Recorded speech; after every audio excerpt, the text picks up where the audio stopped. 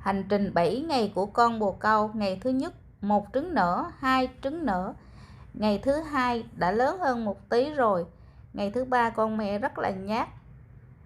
Ngày thứ tư bắt gặp được cảnh con mẹ cho con ăn. Cái cảnh này rất là hiếm gặp cho nên mình quay hơi lâu một xíu. Cảnh tiếp theo là ngày thứ năm, nó thấy mình là nó sẽ nhảy. Ồ, nó đã lớn rồi đó các bạn thấy không? Ngày thứ sáu thì mình dọn dẹp cho nó vệ sinh, cho trấu và men vi sinh vào. Ngày thứ bảy thì nó lớn vọt lên, đen thui thùi lùi. Tiếp tục hành trình 7 ngày tiếp